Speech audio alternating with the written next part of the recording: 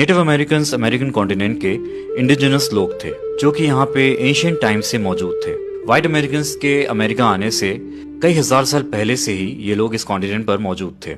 उन्हें इंडियंस भी कहा जाता था क्योंकि जब क्रिस्टोफर कोलंबस अमेरिका पहुंचे तो उन्हें लगा वो इंडिया पहुंच गए हैं और उन्होंने नेटिव अमेरिकन्स को इंडियंस समझा। यूरोपियन कॉलोनाइजर्स के अमेरिका आने से नेटिव अमेरिकन्स की पॉपुलेशन काफी तेजी से डिक्लाइन होने लगी। कॉलोनाइजर्स ने यहाँ पर नई डिजीज स्प्रेड कर दी जो कि इस कॉन्टिनेंट पर पहले मौजूद नहीं थी, इंक्लूडिंग वेपनाइज्ड डिजीजेस। इनकी पॉपुलेशन को खत्म करने के लिए साथ ही वायलेंस से भी इन्हें खत्म किया जाने लगा। जब अमेरिका ब्रिटिश कॉलोनाइजर्स से आजाद होकर यूनाइटेड स्टेट्स ऑफ अमेरिका मतलब यूएसए बना, तब एक डेमोक्रेसी होने के नाते उन्होंने नेटिव अमेरिकन्स को भी राइट्स दिए। इनके कल्चर और इनकी प्रॉपर्टी को प्रिजर्व करने के लिए इनको फेडरल गवर्नमेंट के अंदर डाला गया। इनके अलग से सेटलमेंट्स बनाए गए जिसमें सिर्फ सेंट्रल गवर्नमेंट के लॉज अप्लाई होते थे। पर सेटलमेंट को देने में नेटिव अमेरिकन्स के साथ बहुत ही ज्यादा अनफेयर ट्रीटमेंट हुआ।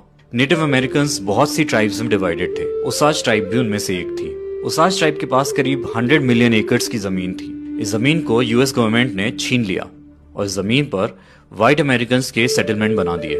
ओसाज ट्राइब के कई सालों के प्रोटेस्ट के बाद आखिरकार उन्हें ओक्लाहोमा स्टेट में एक बंजर जमीन दे दी गई।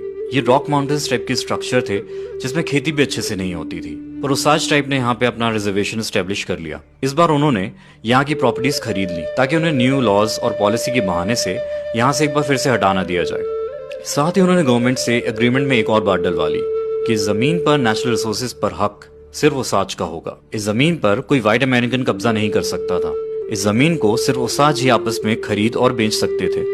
यह एग्रीमेंट काफी इंपॉर्टेंट साबित हुआ क्योंकि ओसाज के आने के कुछ ही सालों बाद रिजर्वेशन की जमीन पर यूएस का लार्जेस्ट ऑयल डिपॉजिट मिल गया। इस ऑयल को निकालने के लिए ऑयल बिजनेसेस को ओसाजेस को लीज और रॉयल्टीज देनी पड़ती थी। कुछ ही सालों में यहाँ से इतना ऑयल निकाला जाने लगा कि हर एक ओसाज को हर साल करीब $100,000 मिलने लगे। कुछ ही सालों में each family became millionaires.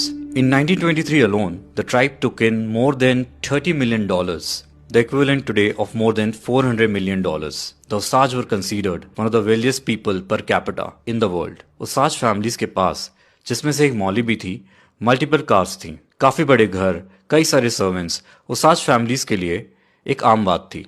The press claimed that whereas 1 out of every 11 Americans owned a car, virtually every Osage had 11 of them. Unbelievable.